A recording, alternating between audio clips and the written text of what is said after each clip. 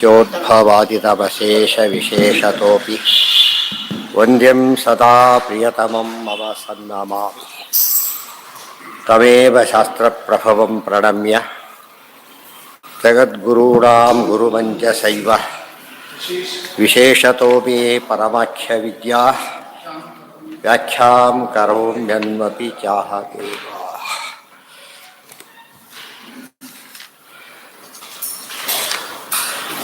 ಜನ್ಮಾಧಿಕರಣ ಅದರಲ್ಲಿ ಹೇಳ್ತಾರೆ ಜಗಜ್ಜನ್ಮಾಧಿಕರ್ತ ಶ್ರೀಹರಿಯೇ ಹೊರತು ಬೇರೆ ಯಾರೂ ಅಲ್ಲ ಅಂತ ಹೇಳಿ ಎಲ್ಲ ನಾಮಗಳು ಭಗವಂತನ ಹೇಳುತ್ತಾ ಇವೆ. ಉಳಿದವರಿಗೆ ಆ ರೀತಿ ಇಲ್ಲ. ಆದ್ದರಿಂದ ಮುಖ್ಯತೋ ನಾಮ ತದನ್ಯಸ್ಯ ಹಿ ಕಶ್ಯಚಿತ್ ಗುಣಾಃ ಶ್ರುತಾಃ ಇತಿ ಅಸ್ಮಾನ್ ನ ದೋಷೋ ಅರ್ಥಃ ಶ್ರುತೇರ್ಭವೇತ್. ಅಲ್ಲಿ ಒಂದು ಪ್ರಶ್ನೆ ಬಂತು. ಉಳಿದವರಿಗೆ ಗುಣವಾಚಕವಾದ ಶಬ್ದಗಳನ್ನ ದೇವರಿಗೆ ಏನು ಹೇಳ್ತಾರೆ, ಅದನ್ನು ಹೇಳೋದಕ್ಕೆ ಹೋದರೆ ಅಪ್ಲೈ ಆಗೋದಿಲ್ಲ ಅವರಿಗೆ. ಇನ್ನು ದೋಷ ಇರತಕ್ಕಂಥ ಶಬ್ದಗಳನ್ನು ಬೇರೆಯವ್ರು ಹೇಳೋಕ್ಕೆ ಹೋದ್ರೆ ಅಪ್ಲೈ ಆಗುತ್ತೆ, ದೇವರಿಗೆ ಅಪ್ಲೈ ಆಗೋದಿಲ್ಲ. ಒಂದು ಕಾರಣ. ಯಾಕಂದರೆ ಒಬ್ಬ ಉದಾಹರಣೆಗೆ ಒಬ್ಬ ಸಾಮಾನ್ಯ ಮಂತ್ರಿಯನ್ನು ಮುಖ್ಯಮಂತ್ರಿ ಅಂತ ಕರೆದ್ರೆ ಏನಾಗೋದಿಲ್ಲ, ಆ ಮುಖ್ಯಮಂತ್ರಿ ಶಬ್ದಕ್ಕೆ ನ್ಯಾಯ ಸಲ್ಲೋದಿಲ್ಲ, ಆ ತಗೊಳ್ಳೋ ಶಕ್ತಿ ಅದಕ್ಕಿಲ್ಲ. ಗೊತ್ತಾಯ್ತಾ? ಅದೇ ರೀತಿ ಒಬ್ಬ ಮುಖ್ಯಮಂತ್ರಿ ಆದವನನ್ನು ಅಟೆಂಡರ್ ಅಂತ ಕರೆದ್ರೆ ಅದು ತಗೊಳ್ಳೋದು ಸಾಧ್ಯವೂ ಇಲ್ಲ. ಆದ್ದರಿಂದ ಉಳಿದವರು ನೀವೇನೋ ಕರಿಬಹುದು, ಯೋಗ್ಯತೆ ಅದರಲ್ಲಿ ಇಲ್ಲ. ಆದರೆ ದೋಷಗಳು ಮಾತ್ರ ದೇವರಲ್ಲಿ ಇಲ್ಲ. ಆದ್ದರಿಂದ ದೋಷವಾಚಕ ಶಬ್ದಗಳು ದೇವರನ್ನು ಹೇಳುತ್ತೆ ನಿಯಾಮಕನಾಗಿದ್ದಾರೆ ಅಂತ ಹೇಳಿ, ಗುಣವಾಚಕ ಶಬ್ದಗಳು ಹೊಂದಿದ್ದಾರೆ ಅಂತ ಹೇಳ್ತಾ ಇದ್ದೆ. ಉಳಿದವರಿಗೆ ದೋಷಗಳನ್ನೇ ಹೊಂದಿದ್ದಾರೆ ಅಂತ ಆಗೋದ್ರಿಂದ ಗುಣಗಳು ಹೊಂದೋದಿಲ್ಲ. ಆದ್ದರಿಂದ ಸರ್ವಶಬ್ದ ವಾಚ್ಯತ್ವ ಯಾರಿಗೆ ಬರೋದು? ವಿಷ್ಣುವಿಗೆ ಮಾತ್ರವೇ. ಪ್ರೀತ್ಯ ಮೋಕ್ಷ ಪರತ್ವಾಚ್ಯ ತಾತ್ಪರ್ಯಂ ನೈವ ದೂಷಣೆ ಸರ್ವೇಷಾಮಪಿ ವಾಕ್ಯಾನಾಂ ಮಹಾ ತಾತ್ಪರ್ಯವತ್ರ ಹಿ. ಪ್ರೀತ್ಯ ಮೋಕ್ಷ ಪರತ್ವಾಚ್ಯ ತಾತ್ಪರ್ಯಂ ನೈವ ದೂಷಣೆ. ಇಲ್ಲಿ ಪ್ರೀತಿಯಿಂದ ಮೋಕ್ಷವನ್ನೇ ಕೊಡ್ತಕ್ಕಂಥ ದೇವರ ಬಗ್ಗೆ ಹೇಳಕ್ಕೆ ಹೊರಟಾಗ ದೂಷಣೆ ನೈವ ತಾತ್ಪರ್ಯ. ಸಿಂಪಲ್. ಯಾರನ್ನ ಕೆಲಸ ಆಗಬೇಕಾಗಿದ್ದರೆ ಅವರನ್ನು ನಾವು ಬೈಲಕ್ಕೆ ಸಾಧ್ಯ ಇದೆಯಾ? ದೋಷ ಇದ್ದರೂ ಕೂಡ ಏನು ಮಾಡೋದಿಲ್ಲ, ಅದನ್ನು ಹೇಳೋದಿಲ್ಲ. ಗುಣಗಳನ್ನು ಮಾತ್ರ ಹೇಳ್ತಾರೆ, ದೋಷವನ್ನು ಮುಚ್ಚಿಟ್ಬಿಡ್ತಾರೆ. ನಮ್ಮ ಕೆಲಸ ಆಗಬೇಕಾಗಿದೆ, ಈಗ ನಮಗೆ ಮೋಕ್ಷ ಆಗಬೇಕಾಗಿದೆ ಅಂತ ಹೊತ್ತಿನಲ್ಲಿ ದೋಷ ಶಬ್ದದಿಂದ ದೇವ್ರನ್ನ ಹೇಳೋಕ್ಕೆ ಸಾಧ್ಯ ಇದೆಯಾ? ಮೊದಲು ದೋಷನೇ ಇಲ್ಲ, ವಿಚಾರ ಬೇರೆ. ಆದರೆ ಹೇಳಿದರೆ ಕೆಲಸ ಆಗೋದಿಲ್ಲ ಅನ್ನೋದು ಸ್ಪಷ್ಟ. ಆದ್ದರಿಂದಲೇ ಯಾವುದೇ ಒಂದು ಅದಕ್ಕೆ ಅಹಲ್ಯಾಚಾರ ಅಂತ ವೇದದಲ್ಲಿ ವಾಕ್ಯ ಬಂತು. ಅಹಲ್ಯಾಚಾರ ಅಂತ ಇಂದ್ರದೇವರಿಗೆ, ಅದು ಅವರಿಗೆ ನೋಡೋದಕ್ಕೆ ಏನನ್ಸುತ್ತೆ, ಅಹಲ್ಯಾಚಾರ ಮಾಡಿದವರೇ ಅಂತ ಹೇಳಿದಾಗ ಅದು ಬಯ್ಯೋ ಪದ. ಆದರೆ ಸ್ತೋತ್ರ. ಯಾಕೆಂದರೆ ಅವರು ತಮ್ಮ ತ್ಯಾಗ ಮಾಡಿದ್ದ ಕೆಲಸ. ಅರ್ಥ ಆಯ್ತಾ? ಈಗ ತಮಗೆ ಅಪಕೀರ್ತಿ ಬಂದರೂ ಪರವಾಗಿಲ್ಲ ಅಂಥೇಳಿ ಗೌತಮರ ಉದ್ಧಾರಕ್ಕೋಸ್ಕರ ಮಾಡಿದ್ದರಿಂದ ಅದೇನಾಗಲಿಲ್ಲ, ದೋಷ ಆಗಲಿಲ್ಲ. ಇವತ್ತು ಹೇಳಲಿಲ್ಲ, ಎಲ್ಲೋ ಬಿದ್ದು ಕಾಲು ಬರ್ಕೊಂಡ್ಬಂದ ಅವ್ನು ಬೈತಾರೆ, ಸರಿ ಬುದ್ಧಿ ಇಲ್ಲ ಹಾಗೆ ದೂರ ಬೈತಾರೆ. ಯುದ್ಧಕ್ಕೋ ಕಾಲು ಬರ್ಕೊಂಡ್ಬಂದು ಅವ್ನು ದೊಡ್ಡ ಸನ್ಮಾನ ಮಾಡಿ ಹಾಕ್ಬಿಡ್ತಾರೆ. ಯಾಕೆ ಅದೇನಾಯಿತು? ದೋಷ. ಅದು ತ್ಯಾಗ ಗುಣವಾಯಿತು. ಅದೇ ಆ್ಯಕ್ಚುಲಿ ದೋಷನೇ ಗುಣ ಆಯಿತು. ದೇವರಲ್ಲಿ ದೋಷನೇ ಇಲ್ಲ, ಅದರಿಂದ ಏನು ಮಾಡೋಂಗಿಲ್ಲ, ದೋಷ ಹೇಳೋದು ಸಾಧ್ಯನೇ ಇಲ್ಲ. ಏನ ಅದು ದೇವರಿಗೆ ಅದು. ಆದ್ದರಿಂದ ಗೋಪಿ ಜನಜಾರನೂ ಹಾಗೇನೆ. ಗೋಪಿ ಜನಜಾರತ್ವ ಗೋಪಿಯರ ಉದ್ಧಾರಕ್ಕೆ, ಅಹಲ್ಯಾಚಾರತ್ವ ಅಹಲ್ಯ ಉದ್ಧಾರಕ್ಕೆ. ಆದ್ದರಿಂದ ಅದು ದೋಷವಾಗಲೇ ಇಲ್ಲ ಅಂಥೇಳಿ ಇದೆಲ್ಲ ತಿಳ್ಕೊಂಡಾಗ ಈ ಶಬ್ದಗಳನ್ನು ಹೇಗೆ ಅರ್ಥ ಮಾಡ್ಕೋಬೇಕು, ಅದೆಲ್ಲ ಹೊಸ ಕಾಂಟ್ರಿಬ್ಯೂಷನ್ ಇರೋದಿಷ್ಟು ಹೇಳಿದೆ. ತದ್ವಿರೋಧೇ ನಮಾನತ್ವಂ ಫಲಂ ಮುಕ್ತಿರಿಹಿ ವಾಕ್ಯತಃ. ಮುಕ್ತಿ ಕೊಡಿಸಕ್ಕೆ ಹೊರಟಂಥ ಒಂದು ವೇದವಾಕ್ಯಗಳು ಎಂದೂ ಕೂಡ ಮುಕ್ತಿ ಕೊಡೋನ ಬಗ್ಗೆ ದೋಷ ಹೇಳಿ ದ್ವೇಷ ಮಾಡೋಕ್ಕೆ ಸಾಧ್ಯ ಇಲ್ಲ. ನಾ ಪುರಾಣಾದಿ ಮಾತ್ರತ್ವಂ ಮಾನತ್ವಂ ವಿರುದ್ಧಾರ್ಥೇ ಶ್ರುತೇರ್ಭವೆ. ಆಗ ಕೆಲವು ಪುರಾಣಾದಿಗಳಲ್ಲಿ ಇದೆಯಲ್ಲ ದೋಷಗಳು ಅಂತ ಕೇಳಿದರೆ, ಮೊದಲನೇದಾಗಿ ಶ್ರುತಿಗೆ ವಿರುದ್ಧವಾಗಿ ಬಂದಾಗ ಪುರಾಣ ವಾಕ್ಯಗಳಿಗೆ ಏನಿಲ್ಲ, ಮಹತ್ವ ಇಲ್ಲ, ಹೊರಟೋಯ್ತು. ಯಾಕೆಂದರೆ ಸುಪ್ರೀಂ ಕೋರ್ಟ್ ಆರ್ಡ್ರ್ ಬಂದಾಗ ಲೋಯರ್ ಕೋರ್ಟೇ, ಅದೇನು ಕೋರ್ಟಲ್ಲ ಅಂತ ಏನಲ್ಲ, ಅದು ವಿರುದ್ಧ ಬಂದಾಗ ಹೋಯ್ತು. ಪುರಾಣಗಳು ಪರಮ ಪ್ರಮಾಣನೇ, ಆದರೆ ವೇದಕ್ಕೆ ವಿರುದ್ಧ ಬಂದಾಗ ಏನು ಮಾಡ್ಬೇಕು, ಅದನ್ನು ಒಪ್ಪಬಾರದು. ಆದರೆ ಬೇರೆ ಅರ್ಥ ಹೇಳಬೇಕಾದ್ರೆ ಬೇರೆ ಅರ್ಥ ಮಾಡಬೇಕು, ಹೊರತು ಏನು ಮಾಡೋಂಗಿಲ್ಲ. ಇವತ್ತು ಯಾವುದೇ ಒಂದು ದೃಷ್ಟಿ ಲೋಯರ್ ಕೋರ್ಟ್ ಆರ್ಡರ್ ಫೇಲ್ ಆದ ಮಾತ್ರಕ್ಕೆ ಆ ಜಡ್ಜ್ ಸಸ್ಪೆಂಡ್ ಮಾಡೋದವೆಲ್ಲ ಮಾಡೋದಿಲ್ಲ. ಯಾಕೆ ಆ ಕಾಲದ ಡಾಕ್ಯುಮೆಂಟ್ಸ್ ಪ್ರಕಾರ ಅದು ಹೇಳಿದ್ದ, ಯಾವುದೋ ವಿಷಯವನ್ನು ಕೊಟ್ಟಿರಲಿಕ್ಕಿಲ್ಲ, ಇದಾಗಿರಲಿಕ್ಕಿಲ್ಲ. ಅದನ್ನೇನಂತ ಕರೀತಾರೆ, ಮೈನಸ್ ಪಾಯಿಂಟ್ ಆಗ್ಬೋದು ಅವ್ನಿಗೆ ಅಷ್ಟೇ ಹೊರತು ಅದರಿಂದ ಏನಾಗೋದಿಲ್ಲ, ಕೆಲಸನೇ ಕಳ್ಕೊಳ್ಳೋ ಪ್ರಸಂಗ ಬರೋದಿಲ್ಲ. ಅದೇ ರೀತಿ ಪುರಾಣಾದಿಗಳಿಗೆ ಪ್ರಾಮಾಣ್ಯ ಹೋಗೋದಿಲ್ಲ. ಆದರೆ ಶ್ರುತಿಗೆ ವಿರುದ್ಧವಾದ ಅರ್ಥ ಬಂದಾಗ ಅದಕ್ಕೆ ಅವಿರುದ್ಧವಾದ ಅರ್ಥ ಮಾಡಿ ಪ್ರಾಮಾಣ್ಯ ಉಳಿಸ್ಬೇಕೆ ಹೊರತು ಏನು ಮಾಡಿಕೊಡೋದು ಅದೇ ಅರ್ಥ ತೊಗೊಳೋದಾಗಲಿ ಅಥವಾ ಅಪ್ರಮಾಣ ಅಂತ ಹೇಳೋದಾಗಲಿ ಮಾಡಬಾರ್ದು, ಅಥವಾ ವೇದವಾಕ್ಯಕ್ಕೆ ವಿರುದ್ಧ ಅರ್ಥ ಆತರೂ ಮಾಡಲೇಬಾರ್ದು. ಇವೆಲ್ಲ ಏನು ನಾರಂಭಿಸಿದ್ದು ಹೇಗೆ ನಾವು ಅರ್ಥ ಮಾಡಬೇಕು ಅಂತ ಇವೆಲ್ಲ ಗೊತ್ತಾಗಿಬಿಟ್ರೆ ಯಾವ ಗೊಂದಲಕ್ಕೂ ಯಾವ ಕಾಲಕ್ಕೂ ಅವಕಾಶನೇ ಇಲ್ಲ.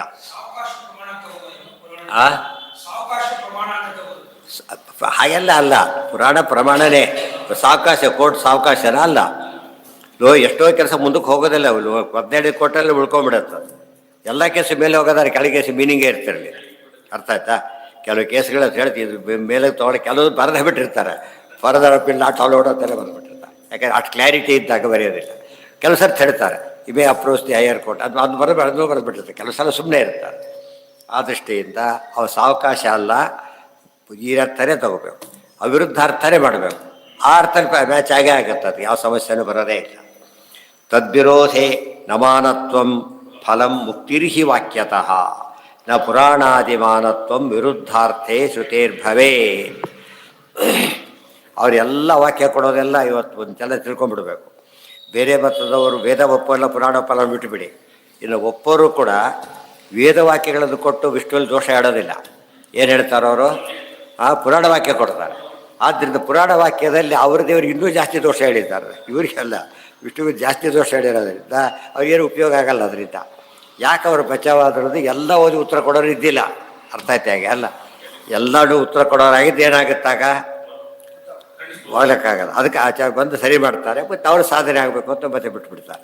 ಆದ್ದರಿಂದ ಹೇಳ್ತಾರೆ ಅವರೆಲ್ಲ ಇದ್ದಾರೋ ಬರಲ್ಲ, ಪ್ರಾಬ್ಲಮ್ ಆಗುತ್ತೆ ಅಂತ ಹೇಳ್ತಾರಲ್ಲ. ಹಾಗೆ ಅದಕ್ಕೆ ಆಚಾರ ಬರೋದಂತೆ ನೋಡಿಕೊಂಡ್ರು. ಬಂದರೆ ಹಾವು ಕಚ್ಚೇರೋಳು ಟ್ರೈ ಮಾಡಿದರು, ಕಚ್ಚಿದು ಮಾಡಬೇಕು ಅಂತೇಳಿ ಎಷ್ಟೆಷ್ಟೋ ಪ್ರಯತ್ನ ಪಟ್ಟರು.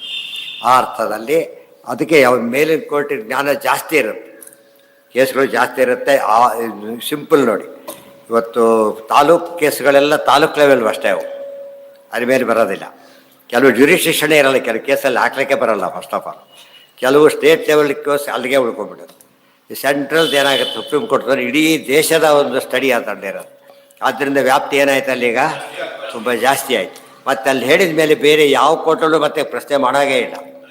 ಗೊತ್ತಾಯ್ತು? ಅಲ್ಟಿಮೇಟ್ ಇದೆಲ್ಲ ಬಂದಿದ್ದು ಇದ್ರ ಮೇಲೆ. ಬೇಸಿಕಲಿ ಇದೇನು ಸುಪ್ರೀಂ ಅಂದರೆ ಬ್ರಹ್ಮಸೂತ್ರಗಳು ಅಂತ ಅರ್ಥ. ನ್ಯಾಯಾಲಯ ಅದು ನ್ಯಾಯಗಳೇ, ಬ್ರಹ್ಮಸೂತ್ರ ನ್ಯಾಯಗಳಾದರೆ ಸುಪ್ರೀಂ ಮೋಸ್ಟ್. ಅದಕ್ಕೆ ಹೋದ ಮೇಲೆ ತೀರ್ಮಾನ ಮಾಡಿದ ಮೇಲೆ ಮತ್ತೆ ಗೊಂದಲಕ್ಕೆ ಅವಕಾಶ ಮಾಡಿಕೊಡ್ಬಾರ್ದು. ಅದಕ್ಕೆ ತುಂಬ ಜನ ವೇದನೂ ಒಪ್ಪಲಿಲ್ಲ, ಬ್ರಹ್ಮಸೂತ್ರನೂ ಒಪ್ಪಲಿಲ್ಲ. ಯಾಕೆ ಒಪ್ಕೊಂಡ್ರೆ ಪಜಿತ ಆಗುತ್ತೆ ಅಂತೇಳಿ ಒಪ್ಪಿದವರಿಗೆ ಪ್ರಾಬ್ಲಮ್ ಬಂತು. ಅದಕ್ಕೆ ಅವ್ರು ಏನು ಮಾಡಿದರು, ಏನೇನೋ ಉತ್ತರ ಕೊಂಡು ಬಚಾವಾದರು. ಆಚಾರ್ಯರು ಬಂದಮೇಲೆ ಅದನ್ನು ಕೊಡ್ಲಿಕ್ಕಾಗಲಿಲ್ಲ. ಈಗ ದರ್ಶನಾಂತರ ಮೂಲತ್ವಾತ್ ಮೋಹಾರ್ಥಂ ಚ ಆಜ್ಞೆಯಾಹರೇ. ಪುರಾಣ ವಾಕ್ಯನ ಏನು ಮಾಡಬೇಕಾಗಿದ್ದರೆ ಅಂತ ಪ್ರಶ್ನೆ ಬಂತು. ಉತ್ತರ ಕೊಡ್ತಾರೆ, ದರ್ಶನಾಂತರ ಮೂಲತ್ವಾತ್.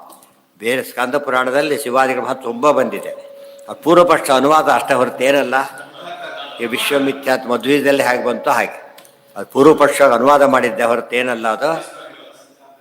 ಅದೆಂದು ಕೂಡ ಸಿದ್ಧಾಂತ ಅಲ್ಲ. ಅವ ಪುರಾಣದ ಪ್ರಶ್ನೆ ಉಳ್ಕೊಂಡ್ಬಿಡುತ್ತೆ, ಏನು ಸಮಸ್ಯೆನೇ ಬರಲಿಲ್ಲ. ಆಗ ಎರಡನೇದಾಗಿ ಶುರು ಮಾಡ್ತಾರೆ ಉಪನ್ಯಾಸ ಮಾಡೋಕ್ಕೆ. ದೇವರೇ ಇಲ್ಲ, ಯಾವ ಶಾಸ್ತ್ರವೂ ಪ್ರಮಾಣ ಅಲ್ಲ ಅಂತ ನೀವು ಹೇಳ್ತಾ ಇರ್ತಾನೆ. ಅಲ್ಲಿಗೆ ಹೇಳ್ಬಿಟ್ಟು ಇವ್ರು ಯಾಕೆ ಕರೆಸಿದ್ರಿ ಉಪನ್ಯಾಸಕ್ಕೆ ಅಂತ ಹೇಳೋದಿಲ್ಲ. ಮುಂದೆ ಮಾತಾಡೋಕೆ ಹೊರಟಿದ್ದಾರೆ. ಇದೆಲ್ಲ ವಾದಗಳಿದೆ, ಅದು ಸರಿಯಲ್ಲ. ಅವ ಇಷ್ಟು ಹೇಳಿದ್ದೆಲ್ಲ ಹೊರಟೋಯ್ತಾಗ. ಯಾವ ಊರಲ್ಲಿ ಹಾಗಾಯ್ತು ಅಂತ ಒಂದು ಸ್ವಲ್ಪ ತಮಾಷೆ ಆಯ್ತಂತೆ. ಯಾರೋ ಒಬ್ಬ ಆಚಾರ್ಯ ಪ್ರವಚನಕ್ಕೆ ಹೋಗಿದ್ದಾರೆ, ಯಾರು ಪ್ರವಚನಕ್ಕೆ ಬರ್ತಾಯಿಲ್ಲ. ಒಳ್ಳೆ ರಾಜಕೀಯ, ಅದು ಹೋಗಬೇಡಿ ಅಂತ ಹೇಳ್ಬಿಟ್ಟು. ಅವ್ರು ಭಾಳ ಪ್ರಸಿದ್ಧರು ಪಾಪ. ಅವರು ಕೊನೆ 1 ದಿವಸ ಆಯ್ತು, 2 ದಿವಸ ಆಯಿತು, 3 ದಿವಸ ಆಯ್ತು, ಬರ್ತಾನೆ ಇಲ್ಲ. ನಾನೀಗ ಇದು ಅದ್ವೈತ ಉಪನ್ಯಾಸ ಮಾಡ್ತೀನಿ ಹೇಳ್ಬಿಟ್ಟು ಅನೌನ್ಸ್ ಮಾಡಿಬಿಟ್ಟು, ನಾಳೆಯಿಂದ ಅದ್ವೈತ ಪ್ರವಚನ ಮಾಡ್ತೀನಿ ಹೇಳ್ತಾ ಶುರು ಮಾಡಿದ್ದಾರೆ. ಅದನ್ನು ಯಾವ ಥರ ಮಾಡಿದ್ದಾರೆ ಗೊತ್ತಾ? ಅದ್ವೈತ ಭಾರಿ ಶ್ರೇಷ್ಠ ಆಗೋದು ಶುರು ಮಾಡಿಬಿಟ್ಟಿದ್ದಾರೆ. ದೊಡ್ಡ ಗಲಾಟೆ ಆಗೋಗ್ಬಿಟ್ಟಿದೆ. ಎಲ್ಲ ಗಲಾಟೆ ಮಾಡೋಕೆ ಅವ್ರದ್ದು ಎಲ್ಲ ದೊಡ್ಡ ಗುಂಪು, ಊರಿನ ಗುಂಪೆಲ್ಲ ಬಂದುಬಿಟ್ಟಿದೆ. ಆಗ ಇಷ್ಟ 3 ದಿವಸ ಹೇಳಿದ್ದೆಲ್ಲ ತಪ್ಪು, ಇದು ಸಿದ್ಧಾಂತ ಅಂತ ಹೇಳಿ ಶುರು ಮಾಡಿದ್ರು. ನಮಸ್ಕಾರ ಮಾಡೋಣ, ವಾಪಸ್ ಹೋದ್ರೆ ಅಷ್ಟೇ. ಅರ್ಥ ಆಯ್ತಾ? ಅದು ಎಷ್ಟೆಷ್ಟು ಪಾಲಿಟಿಕ್ಸ್ ಬಂದಾಗ ಇದೆಲ್ಲ ಓದೋರಿಗೆ ಬುದ್ಧಿ ಇರುತ್ತೆ ಏನು ಮಾಡಬೇಕು ಅಂತ ಹೇಳಿ. ಅವ್ರು ಬರಹ ಮಾಡಿ, ಅವ್ರಿಗೆ ಬರಹ ಮಾಡಿದ್ದಾರೆ, ಎಲ್ಲರೂ ಬರಹ ಮಾಡಿಬಿಟ್ಟು ಯಾರು ಬರೋದಿಲ್ಲ ಅಂತಿದ್ದು. ಪಂಡಿತರು ಮೊದಲೇ ಬರೋದಿಲ್ಲ ಬೇರೆ ಊರಿಗೆ ಹೋದಾಗ, ಯಾವರಲ್ಲೂ ಬರೋಲ್ಲ ವಿಚಾರ. ಬೇರೆ ಕೆಲವು ಕಡೆ ಬರ್ತಾರೆ, ಎಕ್ಸೆಪ್ಷನ್ ಅದು. ಆದರೆ ಎಲ್ಲರೂ ಅವರಾಗಿ ಬರಬೇಕು, ಆ ರೀತಿ ಮಾಡಿದರು. ಅಷ್ಟರ ಮಟ್ಟಿಗೆ ಬುದ್ಧಿ ಉಪಯೋಗಿಸಿದರು. ಆದ್ದರಿಂದ 3 ದಿವಸ ಅವನೇ ವಾದಸಿಂಹ ಅಷ್ಟೇ ಹೇಳಿದ ಒಂದು ವಾಕ್ಯದಲ್ಲಿ ತೆಗೆದಾಕಿಬಿಟ್ರು. ಆ ಅರ್ಥದಲ್ಲಿ ಪೂರ್ವಪಕ್ಷವನ್ನಾಗಿ ನೋಡೋದ್ರಲ್ಲಿ ಏನು ಸಮಸ್ಯೆ. ಅದಕ್ಕೆ ದರ್ಶನ ಭಾಷೆ ಅಂತ ಹೆಸರಾಯಿತು. ದರ್ಶನ ಭಾಷೆ ಅದು. ಮತ್ತು ನಾ ಸರ್ವನಾಮ ಇನ್ನೊಂದಿದೆ.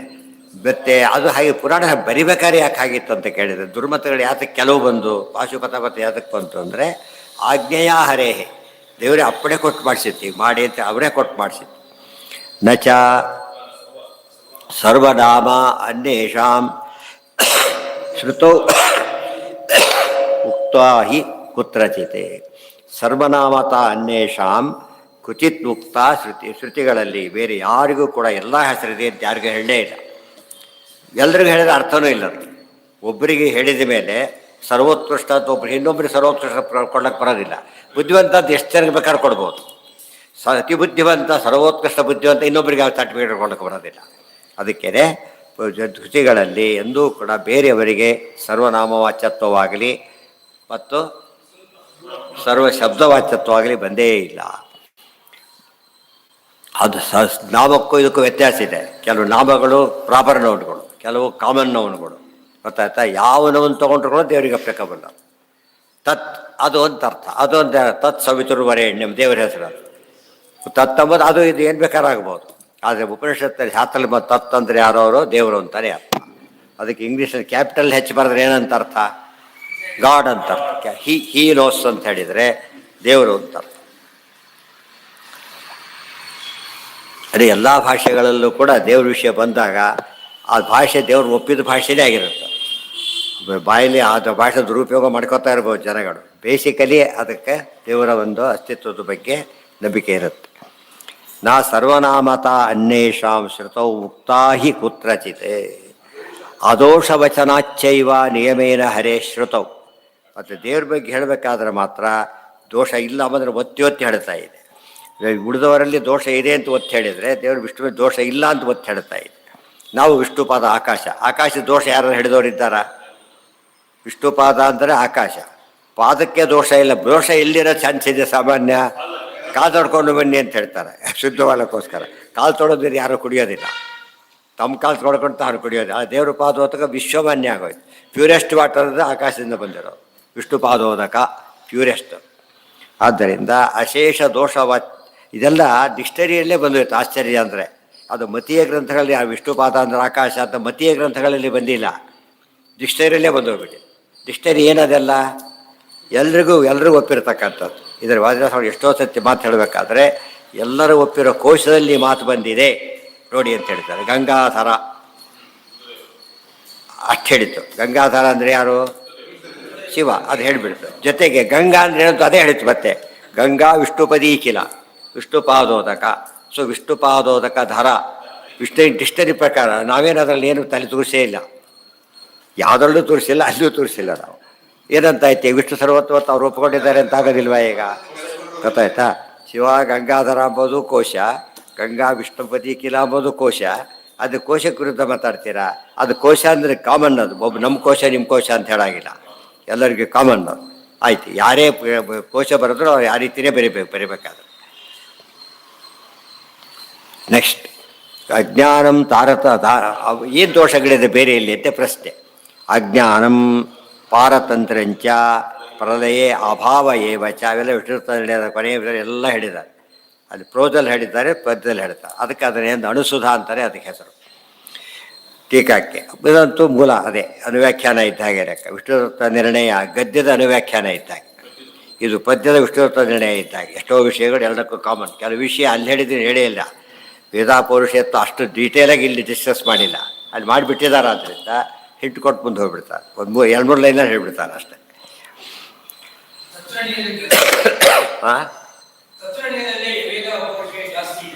ಜಾಸ್ತಿ ಇದೆ, ಅದಕ್ಕೆ ಬೇರೆ ಕಡೆ ಕಡಿಮೆ ಮಾಡಿದ್ದಾರೆ. ಅಜ್ಞಾನಂ ಒಂದೇ, ಅವ್ರಿಗೆ ಗೊತ್ತಾಗಲಿಲ್ಲ. ಭಾಗವತ ಹೇಳ್ತಾರೆ ಮೋಚಿತಃ ಸಂಕಟಾತ್ ಶಿವ. ರುದ್ರದೇವರು ಭಸ್ಮಾಸುರನ ಕೇಸಿದೆ. ಭಸ್ಮಾಸುರನ ಕೇಸಿದೆ ರುದ್ರದೇವರದ್ದು ನಾಟಕ ಅಂತ ಹೇಳಲಿಲ್ಲ. ಗೊತ್ತಾಯ್ತಾ? ಕಾಲಿ ಕೃಷ್ಣ ಓಡಿ ಹೋದ, ನಾಟಕ ಮಾಡ್ದ ಅಂತಲೇ ಹೇಳಿ.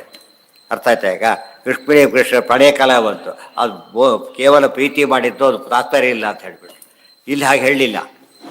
ಮೋಚಿತಃ ಸಂಕಟಾತ್ ಶಿವ, ಸಂಕಟ ಬಂದಿತ್ತು ಪರಿಹಾರ ಮಾಡಿ, ನಾಟಕ ಅಂತ ಹೇಳಲೇ ಇಲ್ಲ ಮಾತನ್ನು. ಸಂಕಟ ಬೇರೆ, ನಾಟಕ ಬೇರೆ. ಸಂಕಟ ಅಂಬೋದೇನೋ ಜೀವದ ಅನುಭವ, ಅದು ನಾಟಕ ಅಂಬೋದು ಪ್ರದರ್ಶನ ಅಷ್ಟೇ. ಆದ್ದರಿಂದ ಅಲ್ಲೇ ಉತ್ತರ ಸಿಕ್ತು. ಇದಕ್ಕೆ ಆ ರೀತಿ ಉತ್ತರ ಬಂದಿದೆ. ಕೃಷ್ಣ ಯೋಚನೆ ಮಾಡ್ತಾ ಕೂತ ಅಂತ ಒಂದು ಸರ್ತಿನೂ ಹೇಳೋದಿಲ್ಲ ಭಾಗವತದಲ್ಲಿ. ಈ ಸಿನಿಮಾ ನಾಟಕದಲ್ಲೂ ತೋರಿಸೋದಿಲ್ಲ. ಕೃಷ್ಣನ ಪಾತ್ರ ಅಂತ ಅಷ್ಟೇ ಹೇಳಬೇಕು. ಅದಕ್ಕೀಗ ಅಲ್ಟಿಮೇಟ್ ಅದು ಯಾವ ಯೋಚನೆಗೂ ಅವಕಾಶ ಇರಬಾರ್ದು. ಯಾವ ಭಾಗ ಕೃಷ್ಣ ಹತ್ತಿದ್ದನ್ನು ಯಾರೂ ತೋರಿಸಿದ್ರು. ಬಾಲಕೃಷ್ಣ ಬೇರೆ ನಾಟಕ ಅದು. ಮುಂದೆ ಯಾವ ಕಾಲ ಕೃಷ್ಣ ಏನೇ ಪ್ರಾಬ್ಲಮ್ ಅಂತ ಅನ್ಕೋಬಿಟ್ರಿ ಅಂತ ಹೇಳೋಕ್ಕೆ ಹೋಗೋದಿಲ್ಲ. ಆಯಿತಾ? Simple ನಗರಗತ ಪ್ರಹಸನ್ನಿವ Bharat common. ಇವರಿಗೆ ಉಳಿದವ್ರಿಗಾಗಲ್ಲ, ಭಾರಿ ಸಮಸ್ಯೆ ಬಂದಿದೆ. ಹರೇ ಹೇ ಶ್ರುತೌ, ಶ್ರುತಿಯಲ್ಲೇ ಬಂದಿರೋದ್ರಿಂದ ಅದನ್ನೇ ಬೇರೆ ಪುರಾಣದಲ್ಲಿ ಬಂದರೆ ಅಡ್ಜಸ್ಟ್ ಮಾಡಬಹುದಾರೋ ನೀವು. ಶ್ರುತಿಯಲ್ಲೇ ಬಂದುಬಿಟ್ಟೆ, ಪುರಾಣದಲ್ಲಿ ಆಗಲ್ಲ, ವಿಚಾರ ಬೇರೆ. ಶ್ರುತಿಯಲ್ಲೇ ಬಂದಿರೋದ್ರಿಂದ ಬೇರೆ ಇಲ್ಲ. ಸುಪ್ರೀಂ ಕೋರ್ಟೇ ಹೇಳಿದ ಬೇರೆ ಕಡೆ ಹೋಗಾಗೇ ಇಲ್ಲ, ಚಾನ್ಸ್ ಇಲ್ಲ. ಇಲ್ಲೋದ್ರೆ ಚಾನ್ಸ್ ಆದರೂ ಇದೆ, ಅದಿಲ್ಲ. ಅಜ್ಞಾನಂ ಪಾರತ, ಪಾರತ ಅಂತ ಡಿಪೆಂಡೆನ್ಸ್. ಆಮೇಲೆ ಹೇಳಿ ಎಲ್ಲಿ ಡಿಪೆಂಡೆನ್ಸ್ ಬಂತು ತೋರಿಸಿ. ಈಗ ವಿಷ್ಣು ಚಕ್ರ ಬಂತು, ಅಂಬರೀಷ ರಾಜ ಹೋದ, ರುದ್ರದೇವರು ದುರ್ವಾಸರು ಅವ್ರು ಹೇಳಿದರು ನಮ್ಮ ಕೈಲಾಗಲ್ಲ ಅಂತ ಹೇಳಿಬಿಟ್ಟು ಪಾರತಂತ್ರ್ಯ ಹೇಳಿದರು. ಅಹಂ ಭಕ್ತ ಪರಾಧೀನೋ ಹಿ ಅಸ್ವತಂತ್ರ ಇವದ್ವಿಜ. ಅವ್ರು ಅಸ್ವತಂತ್ರ ಏವ, ಅವರು ಅಸ್ವತಂತ್ರ ಇವ ಅಂತ ತಾನೇ ಉತ್ತರ ಕೊಟ್ಬಿಟ್ಟು ಇದ್ದ ಹಾಗೆ ನಾನು ಅಂತ ಅಲ್ಲೇ ಉತ್ತರ ಇದೆ. ನೀವು ಹೇಳೋ ಕಥೆನೇ ಅದು. ನಾವು ಭಾಗವತ ನಾವು ಬರೆದಿದ್ದಲ್ಲ, ನೀವು ಬರೆದಿದ್ದರಲ್ಲೇ ಬಂದಿರೋ ವಿಚಾರಗಳಿವೆ. ನೀವು ಬರೆದಿದ್ದೊಂದು ಅರ್ಥ ಏನೋ ಮಾರ್ಕ್ ಡಾಕ್ಯುಮೆಂಟ್ಸ್ ಅಂತ ಅರ್ಥ. ಮಾರ್ಕ್ ಡಾಕ್ಯುಮೆಂಟ್ಸ್ ಆದರೆ ಅದ್ರ ಬಗ್ಗೆ ಪ್ರಶ್ನೆ ಮಾಡೋಂಗಿಲ್ಲ. ಮತ್ತೆ ಏವಚ ನೆಕ್ಸ್ಟ್ ಅಶಕ್ತಿಶ್ಚ ಉದಿತ ಅನ್ಯೇಷಾಂ ಸರ್ವೇಷಾಮಪಿ ಚ ಶ್ರುತೋ. ಬೇರೆ ಎಲ್ಲರಿಗೂ ಆಸಕ್ತಿಯನ್ನು ಹೇಳಿದ್ದಾರೆ. ಒಂದು ಸತ್ಯ ಬರಲಿಲ್ಲ ಹೋಯ್ತಪ್ಪ, ಅದು ಮಹಾಭಾರತ ಭಾಗವತ ಆಯ್ತು. ರಾಮಾಯಣಕ್ಕೆ ಹೋದರೆ ಹುಲ್ಲು ಕಟ್ಟಿ ಬಿಟ್ಟರು ಅಷ್ಟೇ ರಾಮದೇವರು, ಜಯಂತ ವಯಸ್ಸದ ಮೇಲೆ. ಕೊನೆಗೆ ಆಗಿದ್ದೇನು, ಎಲ್ಲೋದ್ರೂ ಕೂಡ ಏನು ಮಾಡೋಕ್ಕೆ ಸಾಧ್ಯನೇ ಇಲ್ಲ. ಹುಲ್ಲುಕಡ್ಡಿನ ವಿಷ್ಣು ಚಕ್ರ ಅಲ್ಲ, ಅದು ಹುಲ್ಲುಕಡ್ಡಿ ಅಷ್ಟೇ. ವಿಷ್ಣು ಚಕ್ರ ಆಗಿದ್ದಕ್ಕೆ ದುರ್ಗಾ ಪ್ಲಸ್ ವಿಷ್ಣು ಇಬ್ಬರು ಸೇರಿದಾಗ ಆಗುತ್ತೆ. ಏನೇ ಬರೀ ಹುಲ್ಲುಕಡ್ಡಿ. ಇದೆಲ್ಲ ನೋಡಿದಾಗ ಯಾವ ಕಾಲಕ್ಕೂ ಉತ್ತರ ಕೊಡೋಕ್ಕೆ ಬರೋದಿಲ್ಲ ನಿಮಗೆ. ಜನ್ಮಾದ್ಯಸ್ಯೇತಿ ತೇನ ಏತತ್ ವಿಷ್ಣೋರೇವ ಸ್ವಲಕ್ಷಣಂ ಅಶಕ್ತಿಶ್ಚ ಉದಿತ ಅನ್ಯೇಷಾಂ ಸರ್ವೇಷಾಮಪಿ ಚ. ಯಾರಿಗೆ? ಮಹಾಲಕ್ಷ್ಮಿಗೂ ಸೇರಿ. ಅಂಬಳಿಗೆ ಎಲ್ಲ ಜೋರಾಗಿ ಹೇಳಿಬಿಟ್ರು. ಕೊನೆಗೆ ಹೇಳಿದರು ಮಮ್ಮ ಯೋನಿರ ಅಪ್ಸು ಅಂತಸ್ತಪತ್ತು, ಅಂದರೆ ಕಾರಣ ಪುರುಷ ನೀರೊಳಗಿದ್ದಾನೆ ಅಂತ ಹೇಳಿ ಮುಗಿಸ್ಬಿಟ್ರು. ಆದ್ದರಿಂದ ಅದು ಅಸ್ವಾತಂತ್ರ್ಯ, ಪಾರತಂತ್ರ್ಯ. ಆಸಕ್ತಿ ಇಲ್ಲ ಅವರಿಗೆ, ಆಸಕ್ತಿ ಇಲ್ಲ, ಅಸ್ವಾತಂತ್ರ್ಯ ಇದೆ. ಉಳಿದವ್ರಿಗೆ ಆಸಕ್ತಿನೇ ಇದೆ. ಆಸಕ್ತಿ ಇದಾಗೇ ದೇವ್ರ ಕಂಟ್ರೋಲಲ್ಲಿದೆ. ಮತ್ತೆ ಪರಾಶ್ಯ ಶಕ್ತಿ ಜನ್ಮಾದ್ಯಸ್ಯೇತಿ ತೇನ ಇತತ್ ವಿಷ್ಣೋರೇವ. ಇದೆಲ್ಲ ಹೇಳಿದ ಮೇಲೆ ಏನು ಯಾತಕ್ಕೆ ಹೇಳಿದಿರಿ ಅಂದರೆ, ಒಬ್ಬ ಜನ್ಮಾದ್ಯಸ್ಯ ಯತಃ ಅಂತ ಹೇಳಬೇಕಾದ್ರೆ ಜಗಜ್ಜನ್ಮಾದಿ ಕಾರಣನಾದವರು ಯಾರಾಗಿರಬೇಕು? ವಿಷ್ಣುರೇವ ವಿಜಿಜ್ಞಾಸ್ಯ ಸರ್ವಕರ್ತ ಆಗಮೋದಿತ. ಸರ್ವಕರ್ತ, ಜಗಜ್ಜನ್ಮಾದಿಕರ್ತ, ಸರ್ವೇಷಾಂ ಸರ್ವದಾ ಭೂತಭವ್ಯ ಭವತಾಂ ಜಗತಾಂ ಸರ್ವೇಷಾಮಪಿ ಕರ್ತ. ಎಷ್ಟರ್ಥ ಬೇಕಾದ್ರೂ ಮಾಡೋ ರೀತಿ ಬಂತು ಅದಕ್ಕೆ. ಹಾಂ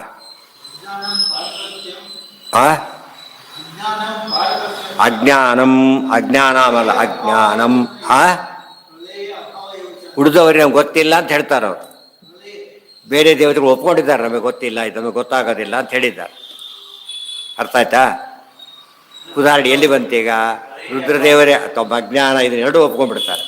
ಅವು ಗಂಟಾಕಂಡು ಪಿಶಾಚಿಗಳಿಬ್ಬರು ಮಾಡಿದರು ಮೋಕ್ಷ ಕೊಡಿ ಅಂತ ಕೇಳಿದರೆ, ತಪ್ಪು ತಿಳ್ಕೊಂಡಿದ್ದೀರಿ, ಮೋಕ್ಷ ಕೊಡೋ ದೇವರು ನಾನಲ್ಲ ಅಂತ ಹೇಳಿಬಿಟ್ಟು. ಅರ್ಥ ಆಯ್ತಾ? ಮೋಕ್ಷ ಕೊಡೋ ದೇವರು ನಾನಲ್ಲ, ಸರ್ವೇಶಾ ಮುಕ್ತಿದಾತಾಹಿ ವಿಷ್ಣುರೇವರ ಸಂಶಯ. ವಾಕ್ಯ ಇವತ್ತು ಹಾಗೆ ಸಿಗುತ್ತೆ. ಅರ್ಥ ಆಯ್ತಾ? ಆಸಕ್ತಿ ಹೇಳ್ಕೊಂಡಿದ್ದಾರೆ, ಕೈಲಿ ಕೊಳ್ಳಕ್ಕೆ ಬರೋದಿಲ್ಲ ಅಂತ ಹೇಳ್ಕೊಂಡ್ಬಿಟ್ರು. ಎಲ್ಲ ದೇವತೆಗಳು ಜಾಯಿಂಟಾಗಿ ಹೇಳಿದರು. ಮುಚ್ಚುಗುಂತರಾಚೆ ಬೇಕಾದ ಜ್ವರ ಕೇಳು, ಮುಕ್ತಿ ಮಾತ್ರ ಕೇಳಬೇಡ, ಅದು ನಮ್ಮ ಕೈಲಿಲ್ಲ ಅಂತ ಹೇಳ್ಬಿಡ್ತಾರೆ. ಅರ್ಥ ಆಯ್ತಾ? ವರಂ ವೃಣಿಶ್ವ ಭದ್ರಂತೆ ಋತೆ ಕೈವಲ್ಯಮಾತ್ಮನಃ ಏಕೈವೇಶ್ವರ ತಸ್ಯ ಭಗವಾನ್ ವಿಷ್ಣುರವಿ. ಅದು ಮಾತ್ರ ವಿಷ್ಣುರಾಗ ಬೇರೆಯವ್ರು ಕೊಡೋಕ್ಕಾಗೋದಿಲ್ಲ. ಇದೆಲ್ಲ ಅರ್ಥ ಮಾಡಿಕೊಂಡ್ರೆ ಎಲ್ಲರಿಗೂ ಹೈಕಮಾಂಡ್ ಪರಮಾತ್ಮ. ಅಲ್ಲಿ ಪರಮಾತ್ಮನಿಗೆ ಯಾರೂ ಇಲ್ಲ, ಸರ್ವತಂತ್ರ ಸ್ವತಂತ್ರ. ಹೈಕಮಾಂಡ್ ಇನ್ನೊಂದು ಹೈಕಮಾಂಡ್ ಇದ್ರೆ ಹೈಕಮಾಂಡ್ ಆಗೋದೇ ಇಲ್ಲ. ಆ ಅರ್ಥದಲ್ಲಿ ಒಪ್ಕೊಳ್ಳೇಬೇಕು. ಸೊ ಅಜ್ಞಾನಂ, ಅವರಿಗೆ ಅಜ್ಞಾನ ಇದೆ. ಯಾರಿಗೆ? ಬೇರೆ ದೇವತೆಗಳಿಗೆ ಅಜ್ಞಾನ ಇದೆ ಅಂತ ಅರ್ಥ. ಅಜ್ಞಾನ ನಿಮ್ಮ ಅರ್ಥ ಏನು ತಿಳ್ಕೊಂಡಿದ್ದೀರಿ ಅದಕ್ಕೆ? ಅಲ್ಲ, ಯಾಕೆ ಗೊಂದಲೇನು ಬಂತು? ಮೊದಲನೇದು ಅಜ್ಞಾನಂ ಫಸ್ಟ್. ಅದಕ್ಕೇನು ಗೊಂದಲ ಇಲ್ಲ, ಹೋದಲ್ಲ. ಪ್ರಳಯ ಅಭಾವ ಅಂದರೆ ಪ್ರಳಯ ಕಾಲದಲ್ಲಿ ಅವ್ರು ಯಾರೂ ಇರಲೇ ಇಲ್ಲ, ಯಾರೇ ಇರಲಿಲ್ಲ. ಏಕೋ ನಾರಾಯಣ ಆಸಿ. ಅದು ಸರ್ವತ್ವತ್ತು ಹೇಗೆ ಬರುತ್ತಾಗ? ಸರ್ವತ್ವತ್ತು ಬರ್ಬೇಕಾರೆ ಆಗಿರಲಿಲ್ಲ. ಯಾರೂ ಇರಲಿಲ್ಲ ಆಗಿಬಿಟ್ರೆ ಪಂಜಿತಿ ಆಗ್ತಿತ್ತಾಗ. ಯಾವ್ದು ದೊಡ್ಡದಾಗ್ಬಿಡ್ತಾಗ? ಪ್ರಳಯ ಕಾಲನೇ ದೊಡ್ಡದಾಗ್ಬಿಡ್ತಾ ಇತ್ತು. ಇಲ್ಲ, ನಿಯಂತ್ರಣ ಮಾಡ್ಕೊಂಡಿದ್ದ. ಅದಕ್ಕೆ ಶುರು ಮಾಡಿದ್ದ ಅದರಿಂದನೇ. ಆಸೀತುತಾರ ಗುಣವಾರಿಧಿರ್ ಅಪ್ರಮೇಯ ನಾರಾಯಣ ಪರತಮಃ ಪರಮಾತ್ಸ ಏಕಃ. ಆದರೆ ಯಾರು ಲಕ್ಷ್ಮೀದೇವಿ ಇದ್ದಾರೆ, ಲಕ್ಷ್ಮೀ ಭುಜಾಂತರಗತ, ಇವ್ರನ್ನ ಆಶ್ರಯಿಸಿದ್ದಾರೆ ಹೊರತು ಸ್ವತಂತ್ರವಾಗಿಲ್ಲ. ಸೊ ಅವರು ಅಕ್ಷರ ಪುರುಷರು, ಅಕ್ಷರ ಪುರುಷೋತ್ತಮ, ಉಳಿದವರೆಲ್ಲ ಕ್ಷರ ಪುರುಷರು, ಗೊಂದಲಕ್ಕೆ ಅವಕಾಶವೇ ಇಲ್ಲ. ಮತ್ತು ತಮಾಷೆ ಅಂದರೆ ವೇದ ಒಪ್ಪರೆಲ್ಲ ಗೀತೆ ಒಪ್ತಾರೆ. ಸಾಮಾನ್ಯ ಗೀತೆ ಒಪ್ಪರೆಲ್ಲ ಎಲ್ಲ ಅಧ್ಯಾಯನ ಒಪ್ತಾರೆ, 15 ಅಧ್ಯಾಯ ಭಾರಿ ಒಪ್ತಾರೆ. ಅದರಲ್ಲಿ ಸ್ಪಷ್ಟ ಬರೆದಾಕ್ಬಿಟ್ಟಿದ್ದಾರೆ ಪುರುಷೋತ್ತಮ ಯಾರು ಅಂತ ಕೇಳಿದರೆ ವಿಷ್ಣುವೇ. ಏನು ಅವತ್ತು ಅವರೇ ಬರೀತಾರೆ, ಇದು ಸಾಮಾನ್ಯವಾದದ್ದಲ್ಲ ಈ ಭಾಗ, ಸರ್ವಶಾಸ್ತ್ರಾರ್ಥ ಅತ್ರ ಪರ್ಯವಸಿತ, ಎಲ್ಲ ಶಾಸ್ತ್ರಾರ್ಥ ಇಲ್ಲಿ ಬಂದಿದೆ ಅಂತ ಹೇಳ್ಬಿಡ್ತಾರೆ. ಅಲ್ಲಿ ಬಂದಿದ್ರೆ ಯಾಕೆ ಒಪ್ಕೊಳ್ಳಲ್ಲ ಆಗಿದ್ರೆ ಈಗ ಅದ್ರ ಮೇಲೆ ಇನ್ನೊಂದಿಲ್ಲ ಅಂದಮೇಲೆ ಎದುರುಗಡೆ ಬಂದ್ಬಿಟ್ಟು ಹೊರಟವ್ರ ಯಾರೂ ಇಲ್ಲ ಅಲ್ಲಿ. ಆದರೆ ಆಚಾರ್ಯ ಮಾಡಿ ಇದನ್ನು ಯಾವ ಆ್ಯಂಗಲಲ್ಲಿ ನೋಡಿದ್ರು ಕೂಡ ಎಷ್ಟು ಪರ್ಫೆಕ್ಷನ್ ಇದೆ ಗೊತ್ತಾಗತ್ತೆ. ಈ ಆ್ಯಂಗಲಲ್ಲಿ ಕೇಳಬೇಡಿ ಪ್ರಾಬ್ಲಮ್ ಆಗುತ್ತೆ ಅಂತ ಹೇಳೋದಿಲ್ಲ. ನಾಸ್ತಿಕ ಬಂದು ಕೂತ್ಕೊಂಡ್ರು ಸರಿಯೇ, ಅವ್ರು ಒಂದು ಒಪ್ಪಬೇಕು. ಅವರು ಏನು ಒಪ್ಪಬೇಕೋ ನ್ಯಾಯಗಳನ್ನು ಒಪ್ಪಬೇಕು, ರ್ಯಾಷನಲ್ ಲಾಸ್ಗೆ ಅಗೇನೆಸ್ಟ್ ಹೋಗಬಾರ್ದು. ಅಷ್ಟು ಒಪ್ಕೊಂಡ್ಬಿಟ್ರೆ ಅವನು ಗ್ಯಾರಂಟಿ ಕನ್ವರ್ಟ್ ಆಗ್ತಾನೆ, ಸೋತು ಓಡೋಗ್ತಾನೆ, ಬೇರೆ ದಾರಿ ಇಲ್ಲ. ಅರ್ಥ ಆಯ್ತಾ? ಇದು ವೆರಿ ಇಂಪಾರ್ಟೆಂಟ್. ಹಾಂ